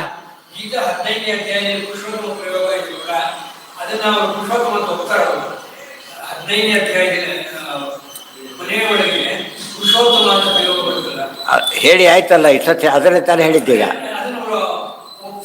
ಅರೆ ಬರ್ದಿರೋದೇ ಬರ್ತಾರೆ ಇಲ್ಲಿ, ಬೊಪ್ಪೆ ಅತಿ ಶ್ರೇಷ್ಠವಾದ ಸ್ಟೈಲ್ ಹೇಳ್ಬಿಟ್ಟಿದ್ದಾರೆ. ಅತಿಶಯ ಸರ್ವೋಪಿ ಶಾಸ್ತ್ರಾರ್ಥ ನ ಕೇವಲಂ ಗೀತಾರ್ಥ ಕಿಂತು ಸರ್ವಶಾಸ್ತ್ರಾರ್ಥೋಪಿ ಅತ್ರ ಪರ್ಯವಸಿತ. ಎಲ್ಲಿ ಗೀತ 15ನೇ ಅಧ್ಯಾಯ ಅದು ಕೊನೆಯ ಈ ಶ್ಲೋಕದೊಳಗೆ, ಅದು ಕೂಡ ಕೊನೆಯ ಈ ಶ್ಲೋಕದಲ್ಲಿ ಆ ಮಾತು ಬಂದಿದೆ. ಅದಕ್ಕೆ ಎಕ್ಸೆಪ್ಷನ್ ಕೊಡಲಿಲ್ಲ ಅವರು, ಅತತ್ವ ಅಂತ ಹೇಳಲಿಲ್ಲ ಅಲ್ಲಿ, ಗೊತ್ತಾಯ್ತಿಲ್ಲ. ಅಂದ ಮೇಲೆ ಒಪ್ಕೊಂಡಾಗಾಯ್ತಲ್ಲ ನೀವೀಗ. ಇವೆಲ್ಲ ಇದು ತಿಳ್ಕೊಂಡೆ ಅನೇಕರ ಮಧ್ಯೆ ಏನು ಮಾಡ್ತಾ ಬಂದರು ಅವರು, ಈ ಕಡೆ ಬಂದುಬಿಟ್ರು. ಇವತ್ತು ಕೂಡ ಯಾರು ಕನ್ವರ್ಟ್ ಮಾಡ್ತಾರೋ ಬಿಡ್ತಾರೋ ಗೊತ್ತಿಲ್ಲ, ಸುಮ್ಮನೆ ಯೂಟ್ಯೂಬ್ ಉಪನ್ಯಾಸನೇ ಕೇಳ್ತಾ ಇರ್ತಾರೆ ತುಂಬ ಜನ. ಅವರಿಗೆ ಅನಿಸ್ತದೆ, ಅವ್ರು ಓಪನ್ನಾಗಿ ಹೇಳ್ತಿರ್ತಾರೆ ನಮಗದು ಹಿಡಿಸಲಿಲ್ಲ ಅಂತ ಹೇಳ್ತಾರೆ. ಅವ್ರೇನು ಭಾರಿ ಓದ್ದವ್ರು ಅಂತವ್ರು ಏನಲ್ಲ, ಅವ್ರು ಕಾಮನ್ ಪೀಪಲ್. ಅವ್ರಿಗೆ ಯಾವುದು ಅಪೀಲ್ ಆಗಲಿಲ್ಲ, ಅವ್ರು ಹೇಳಿ ನಮ್ಗೆ ಅಪೀಲ್ ಆಗಲಿಲ್ಲ ಅಂತ ಹೇಳ್ತಾರೆ. ಯಾಕೆ? ಅದು ಅಪೀಲಿಂಗ್ ನಮ್ಮ ಎಕ್ಸ್ಪೀರಿಯನ್ಸ್ಗೆ ಅಪೀಲ್ ಆಗೋ ಮತ ಆದ್ದರಿಂದ ಒಪ್ಲಕ್ಕೆ ಸುಲಭ ಆಗುತ್ತೆ.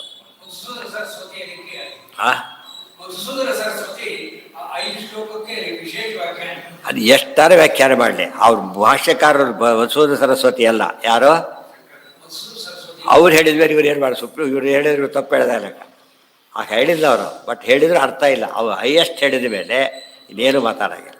ಯಾವ್ರನ್ನೇ ಕೇಳ್ಬೋದು ನಾವೇ, ಸ್ವಾಮಿ ಇಲ್ಲಿ ಒಪ್ಕೊಂಡಿದ್ದೀರಿ ನೀವೀಗ, ಮತ್ತೆ ಯಾಕೆ ಬಿಡಲಿ ಅಂತ ಹೇಳ್ತೀರಿ ಈಗ ಅಂತ ಕೇಳಿದ್ರೆ ಉತ್ತರ ಕೊಡೋದು ಕಷ್ಟ ಆಗೋದಿಲ್ಲ. ಆಗ ಅಲ್ಲೇನೋ ಸುಳ್ಳು ಬರೋದೇ ಅಂದರೆ ಮತ್ತೆ ಹಾಕಿದ್ರೆ ಇದು ಸತ್ಯ ಆದರೆ ಮತ್ತೆ ಸುಳ್ಳಿನ ಯಾಕೆ ನಂಬಬೇಕಾಗುತ್ತೆ ನಾವೀಗ. ಯಾವ ಸತ್ಯ ಹೇಳ್ತೀರೋ ಯಾವ ಸುಳ್ಳು ಹೇಳ್ತೀರೋ ಗೊತ್ತಾಗಲ್ಲ ಅಂತ ಹೇಳ್ತಾ ನಮಗದು ಒಪ್ಪಕ್ಕಾಗಲ್ಲ ಅಂತ ಹೇಳ್ಬಿಡ್ತಾರೆ. ಅದಕ್ಕೆ ವಿಮರ್ಶೆ ತಿಳ್ಕೊಂಡ್ಬಿಡ್ತಾ ಇದೆಲ್ಲ ಯೋಚನೆ ಮಾಡ್ತಾ ಬಂದರು. ಪರ್ಫೆಕ್ಟ್ ಆಗಿದೆ ಅದು ಗೊತ್ತಾಯ್ತು. ಅಲ್ಲೂ ನೇರ ವಿಚಾರ ಮಾಡೋಕ್ಕೆ ಬಂದು ವಾದ ಅಂದರೆ ಹೆಸರಿಗೆ ವಾದ, ಡಿಸ್ಕಷನ್, ಅದು ಪ್ರಶ್ನೆ ಉತ್ತರದ ಎಲ್ಲದು ಫುಲ್ಲಿ ಕನ್ವಿನ್ಸ್ ಆಗಿ ಕಡೆ ಬಂದ್ಬಿಟ್ಟು. ಅಶಕ್ತಿಶ್ಚ ಉದಿತ ಮಕ್ಕಳೇ ಮನೆಯಲ್ಲಿ ಗಲಾಟೆ ಮಾಡ್ತಿದ್ದಾಗ ಇಷ್ಟು ಉತ್ತರ ಕೊಟ್ಬಿಟ್ರೆ ಮುಗಿದೋಯ್ತು ಅಷ್ಟೇ, ಗೊತ್ತಾಯ್ತಾ. ಇವ್ರಿಗೆ ಗೊತ್ತಿಲ್ಲದೆ ಹೋದ ಬೈದು ಬಿಡ್ತಾರೆ, ಅವರು ಉತ್ತರ ಇಲ್ಲ ಅಂತ ಹೇಳ್ಕೊಂಡು ಬೇರೆ ಕಡೆ ಹೋಗಿಬಿಡ್ತಾರೆ. ಇವತ್ತು 90% ಜನ ದೊಡ್ಡ ದೊಡ್ಡ ಬೇರೆ ಕಡೆ ಹೋಗಿರೋಲ್ಲ, ಇಲ್ಲಿಯವರೇ, ಬೇರೆಯವರಲ್ಲ. ರಾಮಾಯಣ ಮಹಾಭಾರತ ಬೈದವ್ರು ಯಾರು ಬೇರೆ ಧರ್ಮೀಯರಲ್ಲ, ಬರುವ ಹಿಂದೂಗಳೇ ಬರೆದು ಬೈದಿರೋದು, ಕೆಟ್ಟದಾಗಿ ಬೈದಿರೋದು ಅವರೇ. ಅಶಕ್ತಿಶ್ಚ ಉದಿತ ಅನ್ಯೇಷಾಂ ಸರ್ವೇಷಾಮಪಿ ಚ ಶ್ರುತೌ ಜನ್ಮಾದ್ಯಸ್ಯೇತಿ ಚೈತೇನೈತತ್ ವಿಷ್ಣೋರೇವ ಸ್ವಲಕ್ಷಣಂ. ಸ್ವಲಕ್ಷಣಂ ಅಂದ್ರೇನು? Unique characteristic. ಯುನಿಕ್ ಅಂತ ಹೇಳಿದ್ಮೇಲೆ ಬೇರೆ ಇಲ್ಲ. ಹಾಲಿಗೆ ಬಿಳಿ ಬಣ್ಣ ಇದೆ, ಹಾಲಿನ ಮಾಧುರ್ಯನೇ ಒಂದಿದೆ. ಎಲ್ಲದಕ್ಕಿಂತ ಹಾಲಿಂದ ಏನು ವಿಶೇಷ ಇರಲಿಲ್ಲ. ಆಗ ಹೊಸ ಅರ್ಥ ಇದೆ. ಹಾಲು ಕಾಫಿ ಪುಡಿ ಡಿಕಾಕ್ಷನಿಗೆ ಹಾಲು ಹಾಕ್ತಾರೆ, ಅದರಿಂದ ಬರೀ ಡಿಕಾಕ್ಷನ್ ಬೆಳಗಾಗೋದಲ್ಲ, ಏನಾಗುತ್ತದು ಟೇಸ್ಟೇ ಚೇಂಜ್ ಆಗುತ್ತೆ. ಅರ್ಥ ಆಯ್ತಾ? ಈಗ ಬರೀ ಬೆಳಗಾಗೋದಾಗಿದ್ದರೆ ಆ ವಿಷಯ ಬೇರೆ. ಆ ಟೇಟರ್ಗೆ ಒಂಥರ ಅಸಹ್ಯ ಭಾವ ಹೊರಟೋಗ್ಬಿಟ್ಟು ಒಂದು ರೀತಿ ಹೊಸ ಮಾಧುರ್ಯ ಕೊಡೋದು. ಅದಕ್ಕೆ ವಿಷದಮ ಕ್ಷೀರ ಮಾಧುರ್ಯಂ ಅಂತ ಕರೀತಾರೆ. ಮಾಧುರ್ಯ ಅದ್ರ ವಿಷಯ, ಬಣ್ಣ ಹೇಗೋ ಅದು ಯುನಿಕ್. ಅದು ಆ ಹಾಲಿನ ಪದಾರ್ಥ ಹಾಲೇ ಹಾಕ್ಬೇಕು, ಬೇರೆ ಏನು ಕೊಟ್ಟರು ಆಗೋದಿಲ್ಲ. ಬಾಯಾರಿಕೆಗಿದೆ. ನೀರು ಬಾಯಾರಿಕೆ ತಡಿಸೋ ಶಕ್ತಿ ಯಾವುದಕ್ಕೂ ಇಲ್ಲ, ನೀರಿಗೆ ಮಾತ್ರ ಯುನಿಕ್. ಅದು ಹಸಿ ಹೋಗಿಸೋ ಶಕ್ತಿ ಆಹಾರಕ್ಕೆ ಮಾತ್ರ, ಬೇರೆದಕ್ಕಿಲ್ಲ.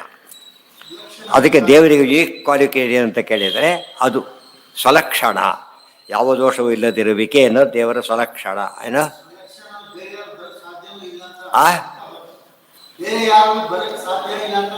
ಅದೇ ಹೇಳ್ತಿರೋ ಸ್ವಲಕ್ಷಣ ಅಂತ ಕರೆದ ಬೇರೆ ಇನ್ನೊಬ್ರಲ್ಲಿದ್ದರೆ ಏನಲ್ಲ ಅದು ಸ್ವಲಕ್ಷಣ ಆಗೋದಿಲ್ಲ. ಅದು ಯುನಿಕ್ ಅಂತ ಕರೆಯೋ ಪದನೇ ಅದು. ಯುನಿಕ್ ಅಂತ ಹೇಳಿದರೆ ಇನ್ನು ಎಲ್ಲೂ ಇಲ್ಲ ಅಂತ ಅರ್ಥ.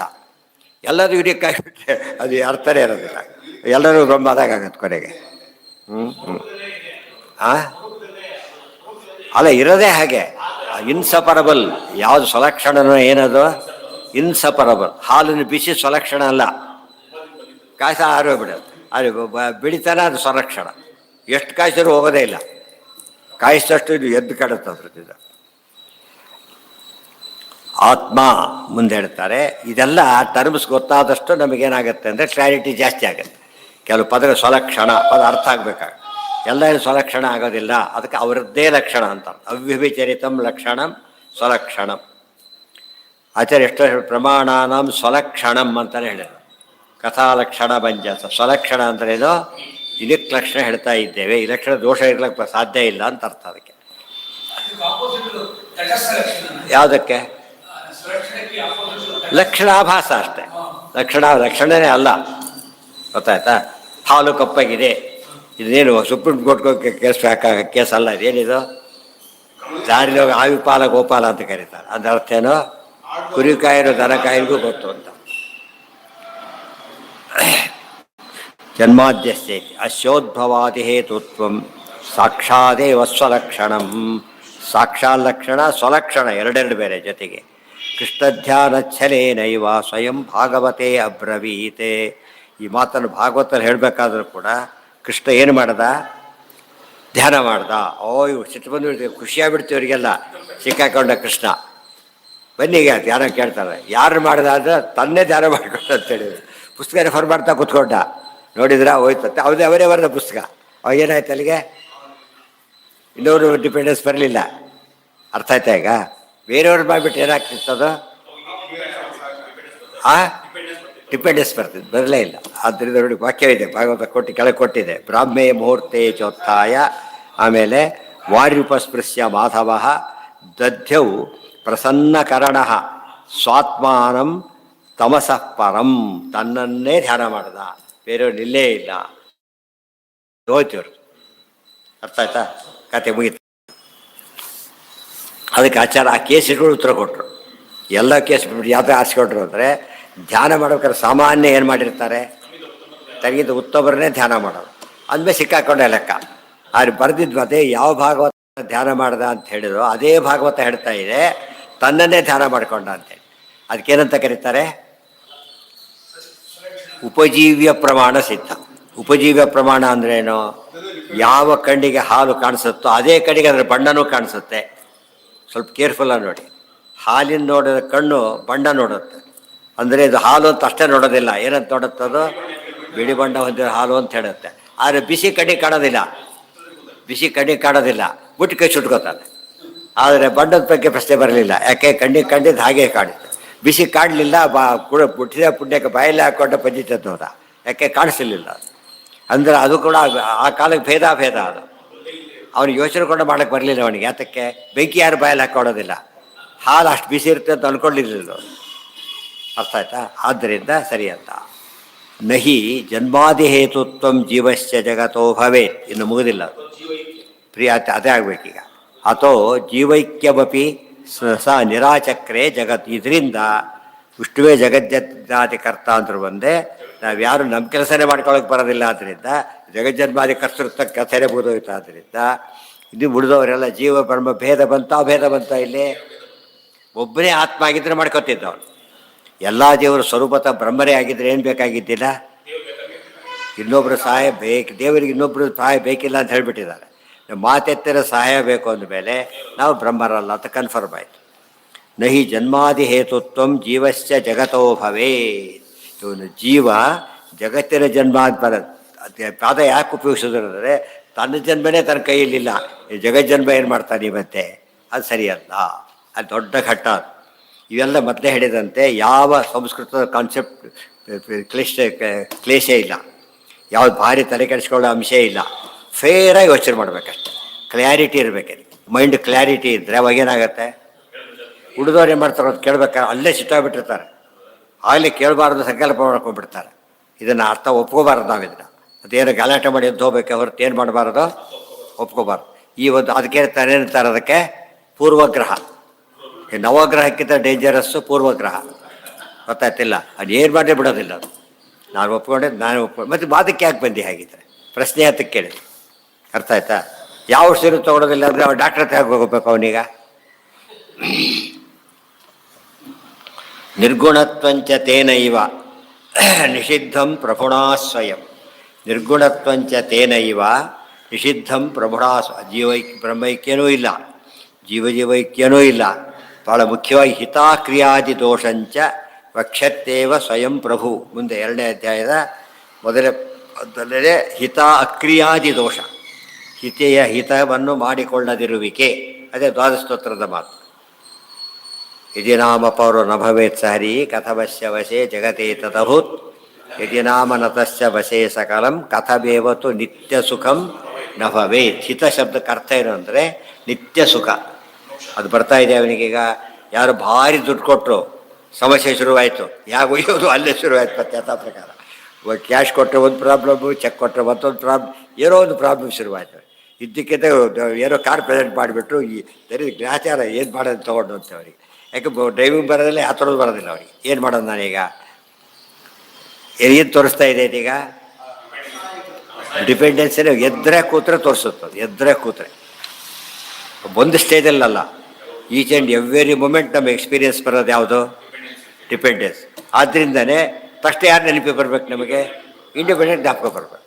ಡಿಪೆಂಡೆನ್ಸ್ ನಮ್ಮಲ್ಲಿ ಇದ್ದ ಮೇಲೆ ಯಾರೆಲ್ಲ ಅದಿಲ್ಲ ಅವ್ರು ಜ್ಞಾಪಿಸ್ಕೊಂಡ್ಬಿಟ್ರೆ ಕೆಲಸ ಆಗುತ್ತೆ. ಅದಕ್ಕೇ ಹರಿಸ್ಮರಣೆ ಮಾಡಿ ಅಂತೇಳಿ. ನಾವು ಯಾವಾಗಲೂ ಅಷ್ಟೇ ಕೆಲಸ ಆಗಬೇಕು ಅಂತಿದ್ರೆ ಫಸ್ಟ್ ಗಮನ ಎಲ್ಲಿ ಬರುತ್ತೆ ನಮಗೀಗ? ಯಾರನ್ನ ಹಿಡಿದ್ರೆ ಕೆಲಸ ಆಗುತ್ತೆ ಆ ಯೋಚನೆ ಮಾಡ್ತಾರೆ. ಪ್ರತಿಯೊಂದು ಕೆಲಸಕ್ಕೂ ಒಬ್ಬೊಬ್ಬರು ಡಿಪಾಯಿಂಟ್ ಮಾಡಿಬಿಟ್ಟಿದ್ದಾರೆ. ಅದು ಎಲ್ಲ ಕೆಲಸ ಒಬ್ಬನಲ್ಲಿ ಆಗ್ಬೇಕಾದ್ರೆ ಯಾರಿಂದ ಆಗಬೇಕು? ದೇವರಿಂದನೇ ಆಗಬೇಕು. ಅಲ್ಲಿ ಹೋಗ್ಬಿಟ್ಟು ಯಾರು ಬೇಕೇ ಪ್ರಹ್ಲಾದ ಯಾರ್ಯಾರನ್ನ ಕೇಳೋಕೆ ಹೋಗಲಿಲ್ಲ. ಗೊತ್ತಾಯ್ತಿಲ್ಲ, ದೇವರೊಬ್ಬರು ಹಿಡಿದ್ರೆ ಎಲ್ಲ ಕೆಲಸ ಮುಗಿದೋಯ್ತು. ಅದಕ್ಕೆ ನಿರ್ಗುಣತ್ವಂಚ ತೇನೈವ ನಿಷಿದ್ಧಂ ಪ್ರಭುಣಾ ಸ್ವಯಂ. ಇನ್ನು ಪರಮಾತ್ಮನಿಗೆ ಜಗಜ್ಜನ್ಮಾದಿ ಕರ್ತೃತ್ವ ಒಪ್ಕೊಂಡ ಮೇಲೆ ನಿರ್ಗುಣತ್ವ ಹೇಗೆ ಒಪ್ಕೋತೀನಿ ನೀನೀಗ? ಎಂಥ ಕರ್ತೃತ್ವ ಒಪ್ಕೊಂಡ್ರೆ ನೀವೀಗ? ಎಲ್ಲ ಕರ್ತೃತ್ವ ಒಪ್ಕೊಂಡ ಮೇಲೆ ಏನೂ ಕರ್ತೃತ್ವ ಇಲ್ಲ, ಅದೇನು ಮಾಡಬೇಕು ಆಮೇಲೆ? ಆದ್ದರಿಂದ ಜನ್ಮಾದ್ಯಶ ಸೂತ್ರದಲ್ಲಿ ನಿರ್ಗುಣತ್ವ ಖಂಡನೆ ಬಂದು ಹೋಗಿಬಿಟ್ಟಿದೆ. ಆಚೆ ಎಲ್ಲ ಸೂತ್ರಕ್ಕೆ ತೋರಿಸೋದಿಲ್ಲ. ಹೀಗೆ ಓದಿ ಅಂತ ಹೇಳ್ತಾರೆ. ಸೂತ್ರ ಶಬ್ದಕ್ಕೆ ಏನರ್ಥ? ಸಾರವದ್ ವಿಶ್ವತೋಮುಖಂ. ಪ್ರತಿಯೊಂದು ಒಂದು ಲೋಟ ಹಾಲಿದೆ, ಒಂದು ಹಂಡೆ ಹಾಲಿದೆ, ಒಂದು ಹನಿ ಹಾಲಿದೆ. ಈ ಹನಿ ಹಾಲಲ್ಲೂ ಕೂಡ ಇಡೀ ಹಾಲಿನ ಗುಣ ಇದೆ, ಕ್ವಾಂಟಿಟಿ ಇಲ್ಲ, ಕ್ವಾಲಿಟಿ ಇದೆ. ಅದು ಅರ್ಥ ಆಯ್ತು ಈಗ? ಮತ್ತೊಂದು ನಿಮಗೆ ಹಾಲು ಅರ್ಥ ಆಗಲ್ಲ ಸುಲಭವಾಗಿ. ಫಾಲ್ಡ್ ಹಾಲು ತೊಗೋಬೇಕು ನೋಡಿ, ಹಂಡೆ ಬರುತ್ತೆ, ಫಾಲ್ಡ್ ಹಾಲು ಕೊಡೋದಿಲ್ಲ. ಸುಮ್ಮನೆ ಒಂದು ಡ್ರಾಪ್ ಕೊಡ್ತೀರಿ, ಸಿಟ್ಟು ಬರುತ್ತೆ ಅವ್ರಿಗೆ. ಕೊಡ್ಬೇಕು ಅಲ್ಲ, ಡ್ರಾಪ್ ಕೊಡ್ತೀರಿ ಅಂದರೆ ಅದಕ್ಕೂ ಆ ಶಕ್ತಿ ಇದೆ ಅಂತ ಅರ್ಥ. ಆ ಅರ್ಥದಲ್ಲಿ ಬ್ರಹ್ಮನ ಕಣಕಣದಲ್ಲೂ ಕೂಡ ಸ್ವಲಕ್ಷಣ ಇದ್ದ ಮೇಲೆ ನೀವು ಹೇಗೆ ಅದನ್ನು ನಿರ್ಗುಣ ಬ್ರಹ್ಮ ಅಂತ ಕರಿತೀರಿ? ಇದನ್ನೆಲ್ಲ ಸೂತ್ರಕ್ಕೆ ಅಪ್ಲೈ ಮಾಡ್ಕೊಂಡ್ಬಿಟ್ರೆ ಅದಕ್ಕೆ ಒಂದು ಮಾತು ಬರೀತಾರೆ. ಈಗ ಬರಿಬೇಕಾದ್ರೆ ಪ್ರತಿಯೊಂದು ಸೂತ್ರಕ್ಕೂ ಓಂಕಾರ ಯಾಕೆ ಹೇಳಬೇಕು? ಪ್ರತಿಯೊಂದು ಸೂತ್ರಕ್ಕೂ ಓಂಕಾರ ಯಾಕೆ ಹೇಳಿ ಪ್ರಶ್ನೆ ಮಾಡ್ಕೋತಾರೆ. ಟೀಕಾರ ಉತ್ತರ ಆಚಾರ್ಯ ಹೇಳಿದ ಪ್ರಶ್ನೆ ಉತ್ತರ ಕೊಡ್ತಾರೆ. ಅಂದರೆ ಅವ್ರು ಹಾಕಿ ಉತ್ತರ ಕೊಟ್ಟಾಗಿದೆ ಆಮೇಲೆ ತೋರಿಸ್ತಾರೆ. ಸಾಮಾನ್ಯ ಏನು ಹೇಳಿದಾರಪ್ಪ ಶಾಸ್ತ್ರದಲ್ಲಿ? ಎಲ್ಲ ಶಾಸ್ತ್ರದ ಆರಂಭದಲ್ಲಿ ಮತ್ತು ಕೊನೆಯಲ್ಲಿ ಏನು ಮಾಡಬೇಕು? ಓಂಕಾರ ಹೇಳಬೇಕು ಅಂತ ಹೇಳಿದ್ದಾರೆ. ಬ್ರಹ್ಮ ಪ್ರತಿಯೊಂದು ಸೂತ್ರಕ್ಕೆ ಯಾತಕ್ಕೆ ಹೇಳಿದರು ಅಂದರೆ ಪ್ರತಿಯೊಂದು ಸೂತ್ರ ಕೂಡ ಏನಾಗಿದೆ? ಶಾಸ್ತ್ರವಾಗಿದೆ. ಟೀಕಾರ ಏನು ಮಾತದು? ಪ್ರತಿಯೊಂದು ಸೂತ್ರಗಳು ಕೂಡ ಪ್ರತ್ಯೇಕವಾಗಿ ತನ್ನಷ್ಟಕ್ಕೆ ಒಂದು ವಿದ್ಯೆಯಾಗಿದೆ. ತನ್ನಷ್ಟಕ್ಕೆ ವಿದ್ಯೆ ಆದಮೇಲೆ ಏನು ತೋರಿಸ್ಬೇಕಾದ್ರೆ ನಾವೀಗ ಎಲ್ಲ ಪ್ರಶ್ನೆಗೆ ಉತ್ತರ ತೋರಿಸ್ಬೇಕಾದ್ರೆ ಅದು ತೋರಿಸ್ತಾ ಇದ್ದಾರೆ ಆಚಾರ್ಯ. ಸೊ ಸಾರವದ್ ವಿಶ್ವತೋಮುಖಂ ತೋರಿಸ್ಬೇಕಾದ್ರೆ ಇದಿಷ್ಟು ಗೊತ್ತಾಗಬೇಕು. ಎಲ್ಲ ಸೂತ್ರಕ್ಕೂ ಈ ರೀತಿ ಅರ್ಥ ಹೇಳಬೇಕು ಅಂತ ಹೇಳಿದಾಗ ಒಂದು ಸೂತ್ರಕ್ಕೂ ಹೇಳಿದವ್ರು ಏನು ಮಾಡಬೇಕಾಗ? ಹೌದಲ್ಲ, ಇದು ಡೇಂಜರ್. ಹೇಗೆ ನೋಡಬೇಕು ಸೂತ್ರಗಳು, ಹೇಗೆ ನೋಡಬೇಕು ಅಂದರೆ ಅದಕ್ಕೆ ಪರವಿದ್ಯಾಗೆ ನೋಡಬೇಕು. ಉಳಿದವ್ರು ಸೂತ್ರದ ಬಗ್ಗೆ ಪ್ರಶಂಸೆ ಕೂಡ ಮಾಡ್ಲಿಕ್ಕೆ ಹೋಗಲಿಲ್ಲ. ಅವರು ಮಾಡಿದ್ರೆ ಮೈಮೇಲೆ ಬಿಡುತ್ತೆ ಅಂತ ಗೊತ್ತು ಅವರಿಗೆ. ಅದಕ್ಕೆ ಆದಷ್ಟು ಅವಾಯ್ಡ್ ಮಾಡ್ತಾ ಬಂದು. ಆದರೆ ಅದಕ್ಕೆ ಭಾಷ್ಯ ಬರೀದೇ ಹೋದರೆ ಮತಾಚಾರರಾಗೋದಿಲ್ಲ. ಗೊತ್ತಾಯ್ತಿಲ್ಲ. ಆದರೆ ಒಪ್ಕೊಂಡು ನಾವು ದೊಡ್ಡವ್ರದ್ದು ಒಪ್ಕೊಂಡ್ಬರೆದ್ರೆ ನಮ್ಮ ವ್ಯಕ್ತಿತ್ವ ಹೋಗಿಬಿಡ್ತದೆ. ಅದು ಬರೆದಿರಬೇಕು, ಬರೆದಿರಬಾರ್ದು, ಹಾಗೆ ಮಾಡಿಬಿಟ್ಟು. ಅರ್ಥ ಆಯ್ತಾ? ಇದು ಸರಿಯಾಗಿ ಓದ್ಕೊಂಡ್ರೆ ಅದು ಅಲ್ಲ ಅಂತ ಅವ್ರು ಪ್ರೂವ್ ಮಾಡಲೇಬೇಕಾದ್ರೆ ಮಾಡೋಕ್ಕೆ ಸಾಧ್ಯನೇ ಇಲ್ಲ. ಹಾಂ, ಇಷ್ಟೊತ್ತು ಹೇಳಿದ್ದು ಯಾವ ಬ್ರಹ್ಮ? ಅಷ್ಟೇ. ಇದು ಅಲ್ಲ ಅಂತ ತೋರಿಸಿ ಪಾಪ. ನಾವು ನೀಲೇ ಕೂತಿ ಎದ್ದೋಗಿಲ್ವಲ್ಲ, ನೀವೇ ತೋರಿಸಿ. ಈಗ ಅದು ತೋರಿಸಿ ಎಲ್ಲಿದೆ? ನಾವು ತೋರಿಸ್ತಾ ಇದ್ದೇವಲ್ಲ, ನೀವು ತೋರಿಸಿ. ಈಗ ಬರೋ ತೋರಿಸ್ಬೇಕು ತಾನೆ, ಸುಮ್ಮನೆ ಹೇಳಿದರೆ ಸಾಧ್ಯನೇ. ಹಾಂ, ಅಷ್ಟೇ ಅಲ್ಲ, ಎಲ್ಲ ಸಿದ್ಧಾಂತ ಹೇಳುತ್ತೆ. ಪ್ರತಿಯೊಂದು ಸೂತ್ರಗಳು ಎಲ್ಲ ಸಿದ್ಧಾಂತನೇ ಹೇಳುತ್ತೆ. ಬರೀ ಸಿದ್ಧಾಂತ ಪರ ಅಲ್ಲ, ಸರ್ವ ಸಿದ್ಧಾಂತ ಪರ. ಇದು ಸೂತ್ರಗಳ ವಿಶೇಷತೆ. ಇಂಥ ವಿಶೇಷತೆ ಯಾಕೆ ಬಂತು? ಸೂರ್ಯನ ಕಿರಣದ ಗುಣಗಳಿದೆ, ಪ್ರತಿ ಕಿರಣದಲ್ಲೂ ಗುಣ ಇದೆ. ಬೆಂಕಿ ಜ್ವಾಲೆ ಇದೆ, ಪ್ರತಿ ಜ್ವಾಲೆಯೂ ಸುಡುತ್ತೆ. ಇದು ಯಾವ್ದಾದ್ರು ಸಣ್ಣಗಿದೆಯಾ ಅಂತ ಕೈ ಸುಟ್ಟು ಮತ್ತಿರೋದು ಕೈ ಇಡೋದು, ಮತ್ತಿದ್ದು ಸಣ್ಣಗಿದೆಯಾ ನೋಡೋಣ ಅಂತೇಳಿ ಒಂದು ಎರಡು ನೋಡಿದ ತಕ್ಷಣ ಏನಾಗುತ್ತೆ? ಎಲ್ಲ ಬೆಂಕಿ ಮುಟ್ಟಿದ್ದೇವೆ ನಾವು ಯಾರು? ಎಲ್ಲ ಬೆಂಕಿ ಮುಟ್ಟಿದ್ದೀರಾ ಯಾರು? ಒಂದೆರಡು ಕಡೆ ಸುಟ್ಟು ಸಾಕಲ್ಲ, ಸ್ಥಳೀಯ ಪುಲಾಕಡೆ ಬೆಂಕಿ ಅಂದ್ರೆ ಏನು ಮಾಡುತ್ತೆ? ಅದು ಸುಡುತ್ತೆ ಅಷ್ಟೇ. ಮತ್ತೆ ಟೆಸ್ಟ್ ಮಾಡ್ಲಿಕ್ಕೆ ಯಾರು ಹೋಗೋದಿಲ್ಲ. ಅದು ಸ್ವಲಕ್ಷಣ ಅಂತ ಗೊತ್ತಾಗಿದೆ. ಅದು ಗೊತ್ತಾಗಲಿಕ್ಕೆ ಎರಡು ವರ್ಷത്തെ ಹೊಡಿಸ್ಕೋಬೇಕಷ್ಟೇ ಅವರು. ಅರ್ಥ ಆಯ್ತಾ? ಅವರಲ್ಲಿ ನಮ್ಮವರಿಗೆ ಗೊತ್ತಿಲ್ಲ, ಭಾಳ ಜನಕ್ಕೆ ಅದು ಸಮಸ್ಯೆ ಆಗಿದೆ. ಅದಕ್ಕೆ ಟೇಕಾರ ಬರ್ತಿತ್ತು ಓದಿ ಅಂತೇಳಿ. ಪ್ರತಿಯೊಂದು ಸೂತ್ರನೂ ಏನದು ತನ್ನಷ್ಟಕ್ಕೆ ಒಂದು ಅವಾಂತರ ಪರವಿದ್ಯಾ ಅಂತ ಕರೀತಾರೆ. ಅವಾಂತರ ಪರವಿದ್ಯಾ ಅದನ್ನೆಲ್ಲ ಹೈಲೈಟ್ ಮಾಡಬೇಕು. ಓದೋದಲ್ಲ, ಓದ್ಬೇಕಾದ್ರೆ ಏನು ಬರ್ಬೇಕು? ಅದಕ್ಕೀಗ ಅಪ್ಲಿಕೇಶನ್ ಸಿಗಬೇಕು. ಅಪ್ಲಿಕೇಶನ್ ಸಿಕ್ತಾಗ ಏನಾಗತ್ತೆ? ಉಪಯೋಗ. ಪಕ್ಕದಲ್ಲಿ ಸೈಕಲ್ ತಡ್ಕೊತಾ ಹೋಗ್ತಿದ್ದಾರೆ, ಸುಮ್ಮನೆ ನಡ್ಕೊಂಡು ಹೋಗೋದು ಆಸೆ ಅದಕ್ಕಿಂತ. ಯಾಕೆ? ಸ್ವಲ್ಪ ಫ್ರೀ ಆಗಡೆ ಹೋಗ್ಬೋದು. ಹತ್ತಿದ್ರೆ ಮೀನಿಂಗ್ ಬರೋದು ಅದೇ. ಅದು ಉಪಯೋಗ ಬರೋದು ಯಾವಾಗ? ಬೈಕಲ್ಲೇ. ಆಗ ಸ್ಪೀಡ್ ಚೇಂಜ್ ಆಗಿಬಿಡುತ್ತೆ. ಅದನ್ನು ಬಿಟ್ಬಿಟ್ಟು ಸುಮ್ಮನೆ ತಡ್ಕೋತಾ ಹೋಗ್ತೀವಿ. ಎಷ್ಟು ಜೋರ ತಡಿದ್ರೂ ಅಷ್ಟು ಸ್ಪೀಡೇ ಹೋಗೋದು, ಬೇಲಕ್ಕೆ ಹೋಗೋದಿಲ್ಲ. ನಮ್ಮ ಪ್ರತಿ ಸೂತ್ರನ ಹಾಗೆ ನೋಡಿದಾಗ ಶಾಸ್ತ್ರ ಮಹತ್ವ ಗೊತ್ತಾಗುತ್ತೆ. ನಾವು ಸೂತ್ರದ ಮಹತ್ವನೇ ಯೋಚನೆ ಮಾಡೋದು ಕಷ್ಟ. ನಮ್ಮಲ್ಲಿ ಭಾಷೆಯ ಮಹತ್ವನೇ ಯೋಚನೆ ಮಾಡೋದಿಲ್ಲ. ಟೀಕಾ ಮಹತ್ವನ ಬಾಯಲ್ಲಿ ಹೇಳೋದು, ಮಹತ್ವ ಎಲ್ಲ ಹೊಡೆಯೋದು ತರ್ಕಕ್ಕೆ. ಆ ಥರ ಆಗಿಬಿಡೋದಂತ ಹೋಗ್ಬಿಡೋದು. ಅದು ಹೇಳ್ಬೇಕು, ಎಷ್ಟು ಸುಳ್ಳು ಮಾತಾಡ್ತೀವಿ ಶಬ್ದ ಹಾಕಿ ಅಂತ ನಿಲ್ಲಿಸ್ಬೇಕು ಅವರು. ಮುನಾಕ್ಸತ್ ಬೇರೆ ಕಾರಣ ಕೊಟ್ಟಾಗ ಹೋಗ್ತಾರೆ ಆಫೀಸರ್ಗಳು. ಯಾವಾಗ ಅವರು ಬೇರೆ ಮಾತು ಶುರು ಮಾಡ್ತಾನೋ ನಿಲ್ಲಿಸು ಸಾಕು, ಹೋಗಿ ಕಳಿಸ್ಬಿಡ್ತಾರೆ. ಅವ್ರಿಗೆ ಲೇಟಾಗಿ ಬಂದಿರೋದು ಪ್ರೂವ್ ಆಗಿಬಿಟ್ಟಿದೆ. ಈಗ ಏನೋ ಕತೆ ಹೇಳ್ತಾ ಕೂತ್ಕೊಂಡ್ರೆ ಒಪ್ಪೋದಿಲ್ಲ ಅವರು. ಯಪ್ಪ ಇಷ್ಟು ಕತೆ ಹೇಳ್ತಾರೆ ಒಪ್ಪೋಣ ಅಂತ ಹೇಳ್ಕೊತಾರ? ಇಲ್ಲ. ಅದು ಕರೆಕ್ಟ್ ಆದರೆ ಒಂದನ್ನೇ ಹೇಳ್ತಾನೆ ಅವನು. ಯಾವುದೋ ಒಂದು ಹೇಳ್ತಾರೆ, ಅದು ಒಪ್ಕೊಬಿಡ್ತಾರೆ ಅಷ್ಟೆ. ಅದಕ್ಕೆ ದೊಡ್ಡ ವಾಕ್ಯಾರ್ಥ ಬೇಕಿಲ್ಲ. ಸುತ್ತಿ ಬಳಸಿ ಮಾತಾಡೋರೆಲ್ಲ ಸಾಮಾನ್ಯ ಏನರ್ಥ? ಸುಳ್ಳು ಹೇಳ್ತಾರೆ ನಾವು. ಅದಕ್ಕೆ ಸುತ್ತಿ ಬಳಸಿ ಮಾತಾಡೋದು ಸೂತ್ರಗಳು ಡೈರೆಕ್ಟಾಗಿ ಹೇಳ್ತಿರ್ಬೇಕು, ಸ್ಪಷ್ಟವಾಗಿರ್ಬೇಕು. ಅದಕ್ಕೆ ಅಲ್ಪಾಕ್ಷರ ಅಸಂದಿಗ್ಧಂ ಸಾರವದ್ ವಿಶ್ವತೋಮುಖಂ. ಮತ್ತೆ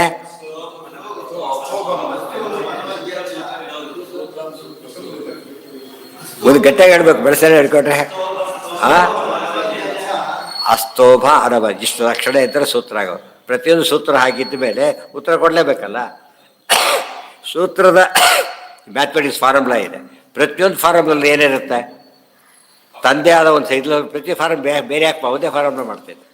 ಆದರೆ ಬ್ರಹ್ಮಸೂತ್ರಗಳು ಎಲ್ಲದಕ್ಕೂ ಯಾಕೆ ಶ್ರೇಷ್ಠ ಅಂದರೆ ಆದರೆ ಒಂದೊಂದು ಬಿಡ್ತಿರೋದಕ್ಕೆ ಇಲ್ಲ ಅಂತಲ್ಲ. ಈ ಬ್ರಹ್ಮಸೂತ್ರಗಳಿಗೆ ಆಲ್ರೌಂಡ್ ಬಿಡ್ತಿದೆ. ಅದಕ್ಕೆ ಒಂದೊಂದು ಸೂತ್ರಕ್ಕೆ ಎಷ್ಟು ಬೆಲೆ ಹೇಳಿದರೆ ಒಂದು ಸೂತ್ರ ಅಲ್ಲ, ಒಂದೊಂದು ಸೂತ್ರ ಒಂದೊಂದು ಅಕ್ಷರಕ್ಕೆ ಎಷ್ಟು ಬೆಲೆ ಇದೆ ಅಂತ ಹೇಳ್ತಾರೆ. ಅದೇ ಬಂಗಾರ ಅಂತ ಹಾಗೆ ಮಿಲಿಗ್ರಾಮ್ ಲೆಕ್ಕ ಮಾಡ್ತೇವಲ್ಲ, ಆ ಅರ್ಥದಲ್ಲಿ ಶಾಸ್ತ್ರ ಓದಬೇಕು. ಅದಕ್ಕೆ ಆಚಾರ್ಯ ಮಾತು ಬರೀತಾರೆ. ಎಲ್ಲ ವಿಷಯ ಇದರಲ್ಲೇ ಬಂದು ಹೋಗ್ಬಿಟ್ಟಿದೆ. ನೋಡೋದಕ್ಕೆ ಅನಿಸುತ್ತಾರೆ ಎಲ್ಲದಕ್ಕೆಲ್ಲ ಹೇಳ್ತಾ ಹೋಗ್ತಾರಲ್ಲ ಆಚಾರ್ಯರು ಅಂತ ಕೇಳಿದರೆ ಇರೋದೇ ಹಾಗಿದ್ದರೆ ಅದು ಹೇಳಲೇಬೇಕು, ಹೇಳ್ತಿದ್ದಾರೆ. ಅಲ್ಲಿಗೆ ನಾಳೆ ದಿವಸ ಬಂದಿರಬಾರ್ದು.